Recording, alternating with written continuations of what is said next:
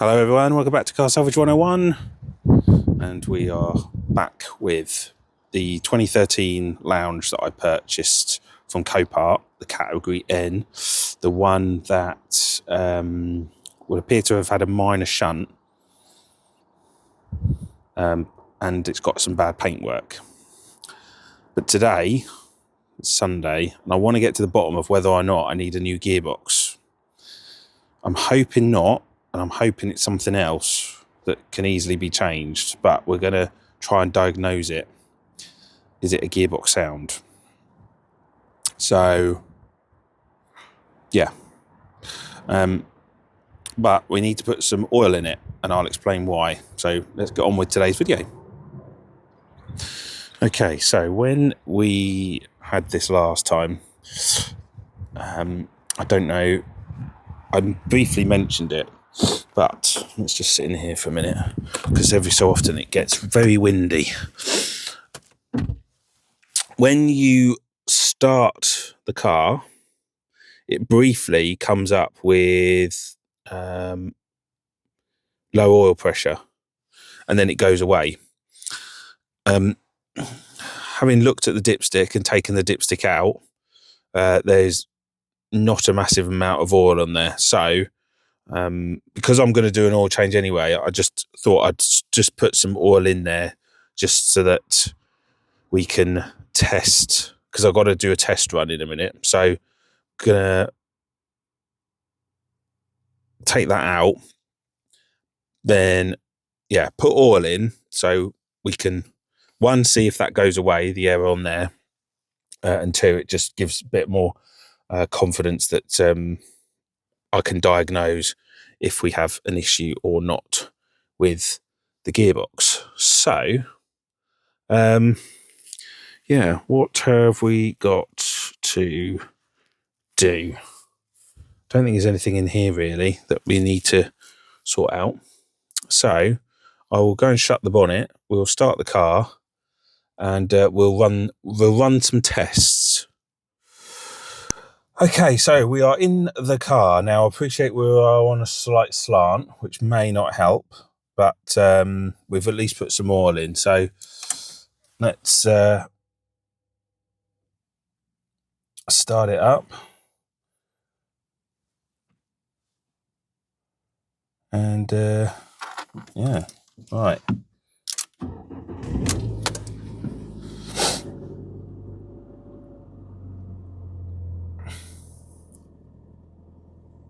Okay, so far so good. We have a bit of running water sounds from there, but that could either be the dropped drain gulls that we got at the front here, or we just need to bleed the radiator a bit. But yeah, right, I tell you what, we're going to at least stop the clock. Let's just turn off the daylight running. Oh, they are off. Okay, cool. Let's just turn off set the time.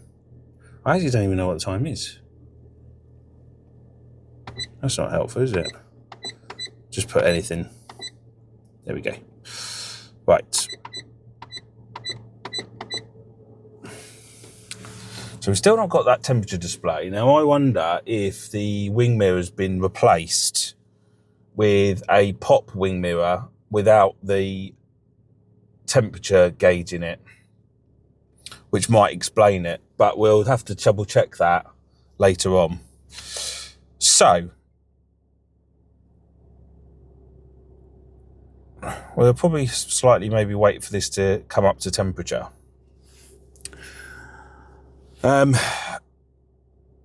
So if you don't already know and you haven't followed the video, what we've got an issue with is that there is some kind of metal sound which occurs when it goes, we drive off in first, or we seem to put it into reverse, and it's only on really, really low speed.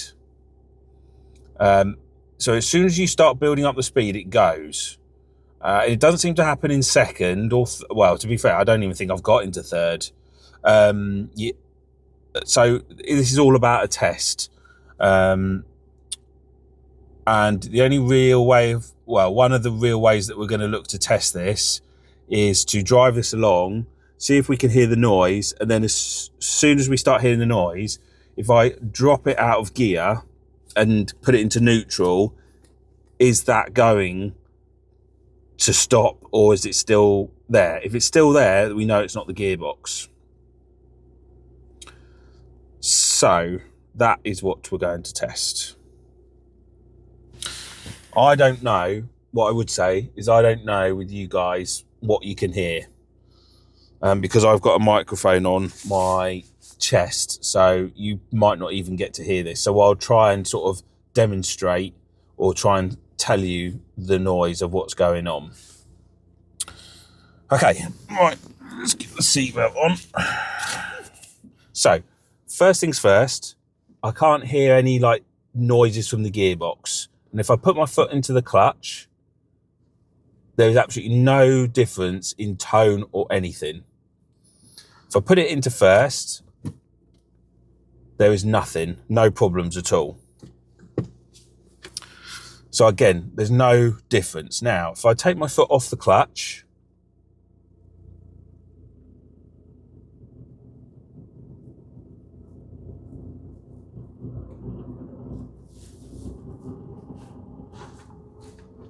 so I can kind of hear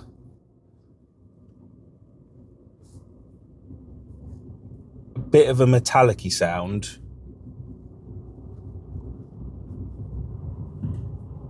as the car is moving along.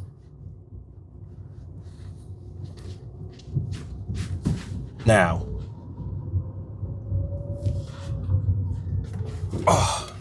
couldn't actually get that out of first, to be fair. So I can still slightly hear what appears to be a bit of a mechanic-y sound. Mechanic-y? Metal sound.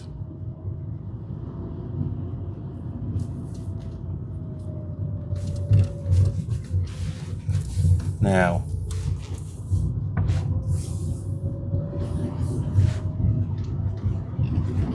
as I accelerate, so when you put your foot onto the clutch,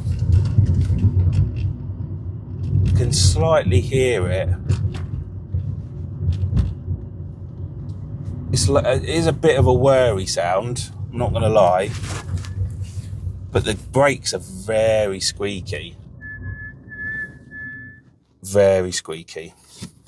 So, into reverse.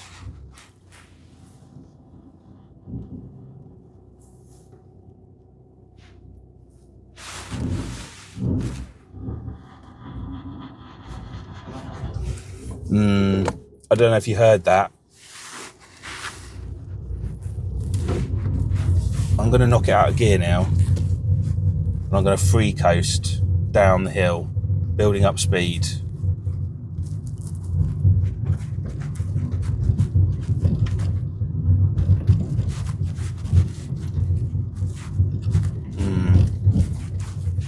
And I can't hear it. Now, if I whack it into second, that noise comes back.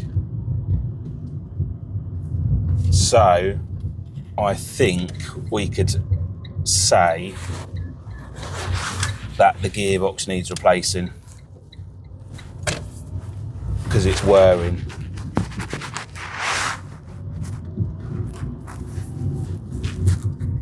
Yeah, and again, if I take my foot off, there's no noise.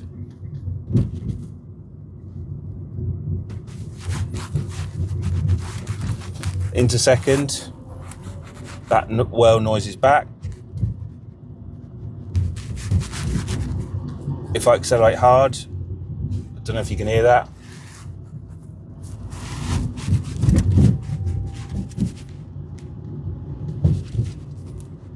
But it's only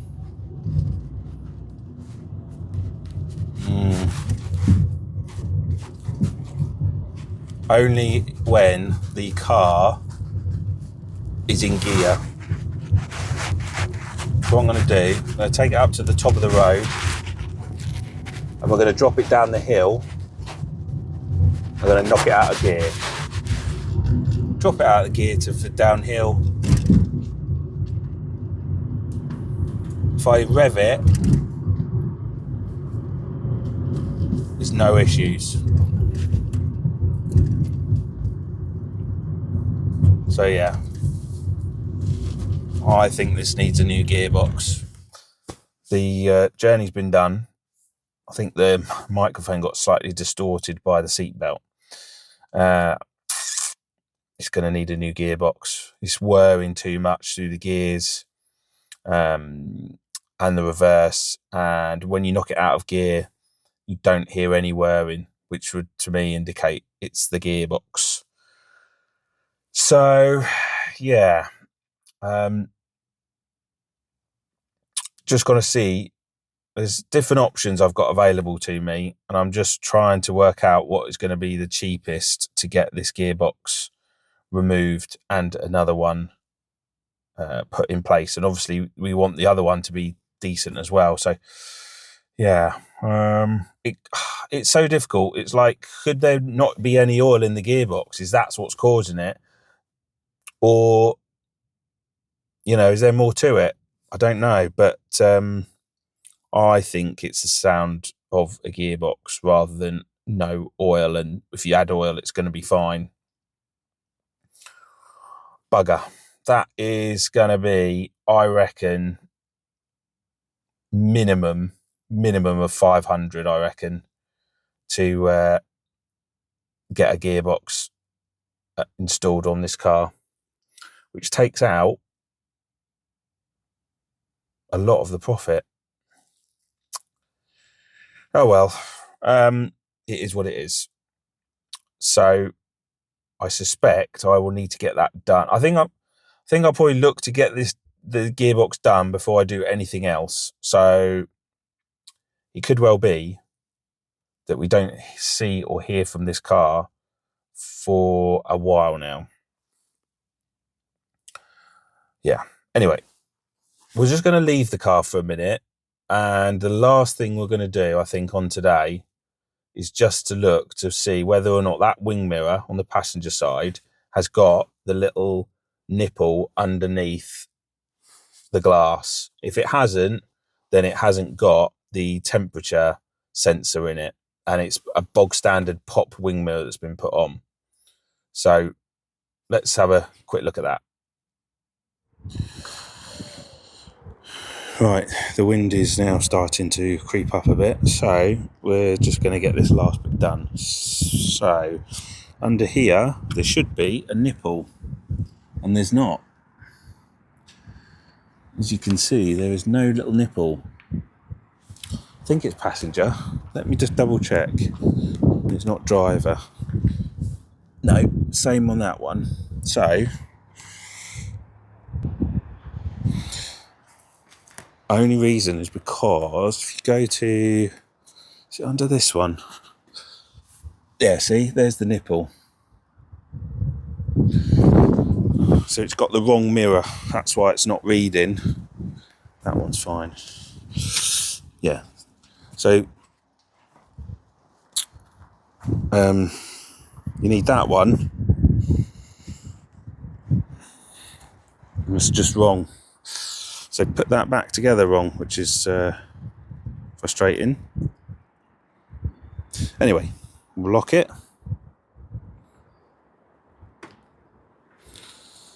And that is going to be the end of today's video. Yeah. It's annoying. No one wants to really change a gearbox because it just eats into profit. If that is the only thing, major thing, and the rest is okay, the painting and stuff, that's relatively cheap. We can still cut a profit in this somehow. It's just not going to be a quick turnaround. So, yeah. Right. I don't know. I'll obviously keep you updated with how it's going and what my plan is. But I don't do gearboxes myself. They car gets sent away and the gearbox. I normally have a local mechanic who does it. I suspect he's going to charge at least £500 at least. So I need to source the gearbox. But yeah, I've got to work out costings, basically. If someone a bit further away does it cheaper, then I've got to factor in travelling, my time, etc., etc. We don't know. Anyway, that is the end of today's video. Hope it's been some use to you. If you don't, if you've got 500 and you're not sure about gearbox and whether or not you've got an issue with the gearbox,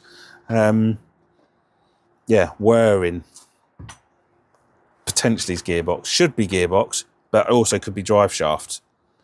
I'm not going to know. Yeah, let me know your thoughts and hit the thumbs up button. That really is already helpful, and the subscribe button, and I'll see you again for some more videos probably next week. Till then, see you all later.